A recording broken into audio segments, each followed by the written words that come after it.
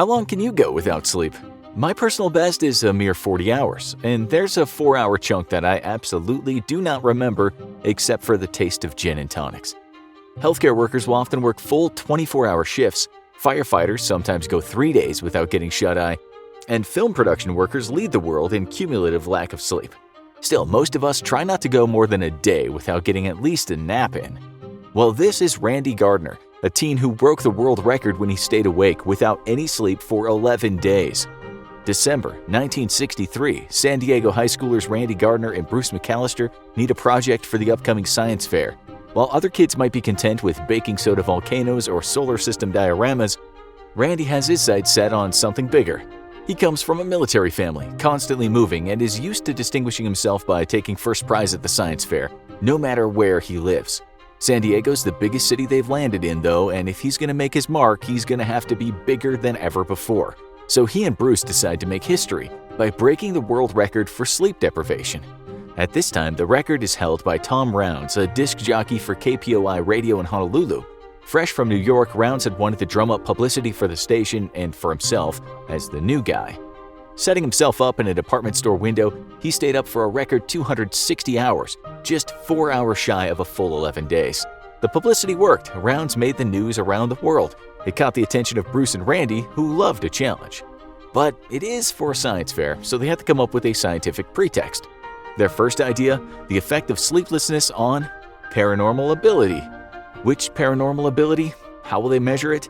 With no real approach to that, they decided to take on a more straightforward experiment, the effect of sleeplessness on cognitive ability, to be measured in various ways: memory tests, math problems, and on the basketball court. They decide one of them will be the test subject and the other the observer. They flip a coin, and Randy gets to be the guinea pig. He's not worried though, he's confident that he can stay up a full 11 days, besting Tom Rounds by 4 hours. Then catch up on sleep after, suffering no ill effects. The experiment begins in the early morning on December 29, 1963. They keep a chart on the wall on which Bruce can make notations. Randy stays active playing basketball, regular meal taking is maintained, and otherwise, there's nothing added to the diet, no stimulants, not even coffee, maybe the occasional Coke. Randy relies on stamina and will alone. There is one problem, it's just the two of them, so Bruce has to stay up with Randy. The first sign of trouble comes on day 3. Bruce falls asleep while taking notes. When he wakes up, he's still in the middle of writing on the wall. They need help. He recruits another classmate, Joe Marciano Jr. Randy's parents are also getting concerned. They call in an expert, Lieutenant Commander John J. Ross of the U.S. Navy Medical Neuropsychiatric Research Unit. At first, things are progressing as expected. Randy appears to be mostly unaffected, though he gets increasingly irritable. He also starts to get a little spacey in conversation. Still, his basketball abilities remain unaffected, and he can still go out for walks with little incident. The new year comes and the boys' experiment gets a write-up in the newspaper. That article gets the attention of William C. Dement, a sleep researcher based out of Stanford University.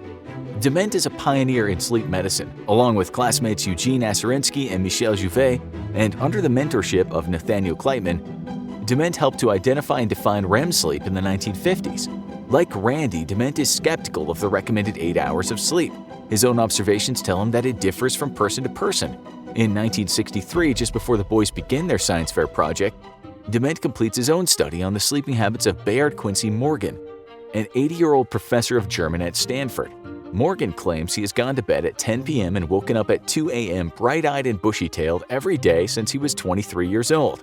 Weeks of observation with the Stanford sleep researchers proved that yes, Morgan was able to function completely normally, including teaching, writing, and socializing at age 80 on slightly less than 4 hours of sleep.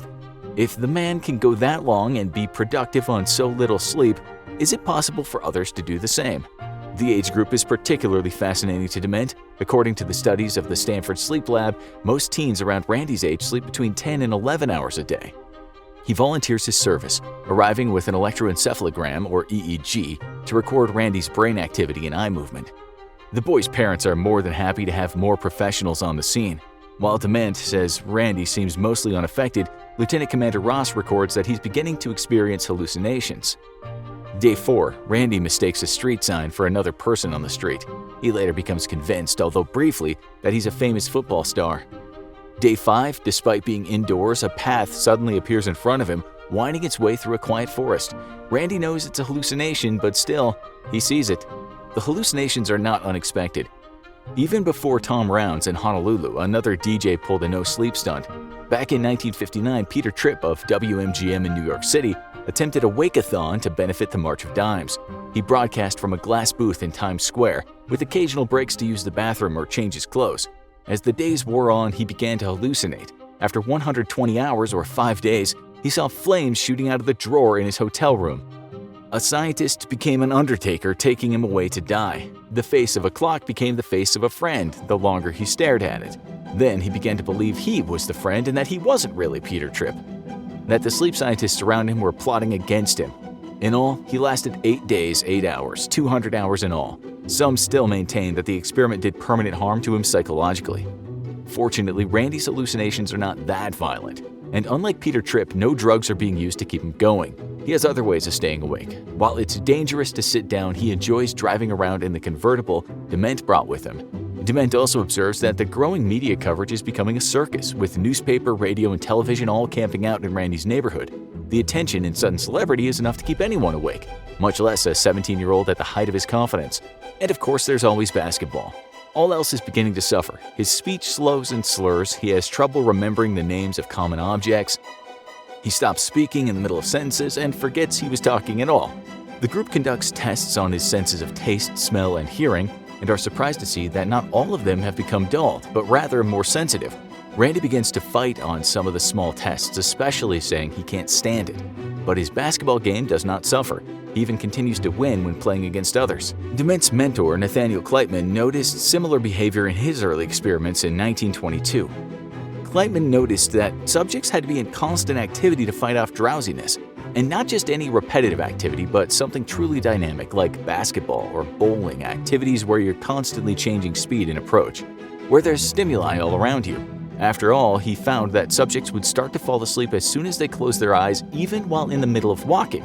As his student Dement would later put it, almost continuous muscular activity is necessary to forestall overwhelming sleeplessness. Kleitman also found that it got worse for his subjects between 3 a.m. and 6 a.m. Dement finds a similar challenge.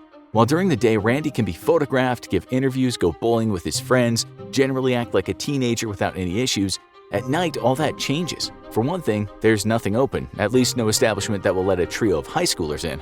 For another, well, remember Randy is now going on 9 days, with over 200 hours without sleep.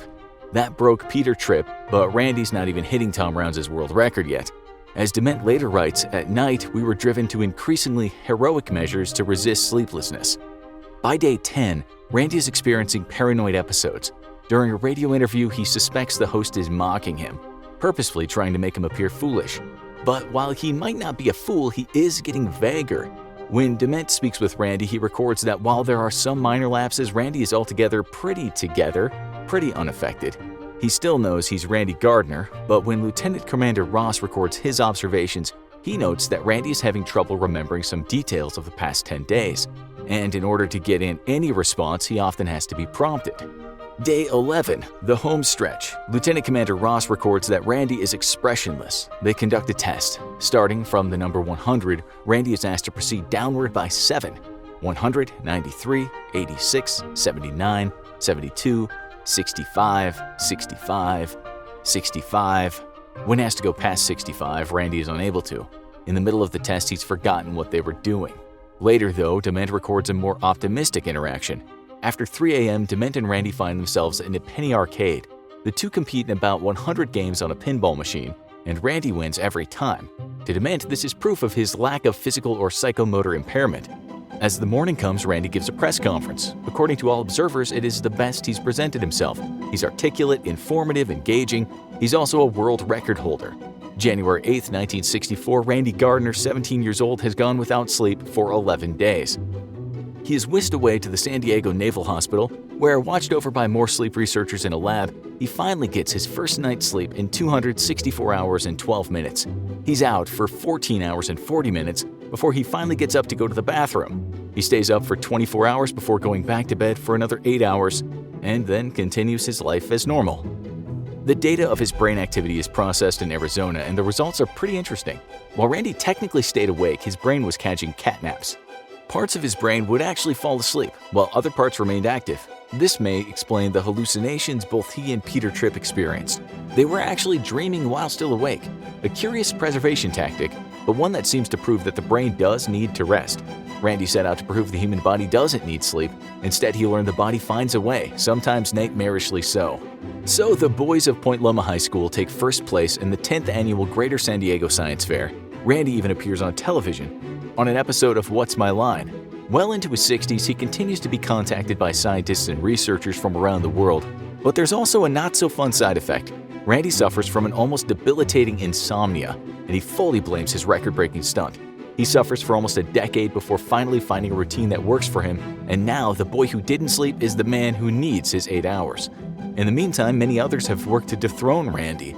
A month after the experiment, Toimi Soini of Finland reported staying up 276 hours. The Guinness Book of World Records, though, recognizes Maureen Weston of Peterborough, Cambridgeshire, United Kingdom, who in 1977 went without sleep while participating in a rocking chair marathon for 449 hours. That's 18 days and 17 hours.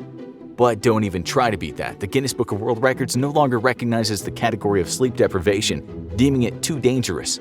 As Dement wrote in his 1972 book, Some Must Watch While Some Must Sleep, it is impossible to, quote, locate a person who never sleeps and yet is healthy and alert at all times. Although a number of claims have been made, they've been quickly faded under the cold glare of round-the-clock scientific observation. Now, go ahead and watch Everything You Know About Sleep and Dreaming is Wrong, or click this other video instead.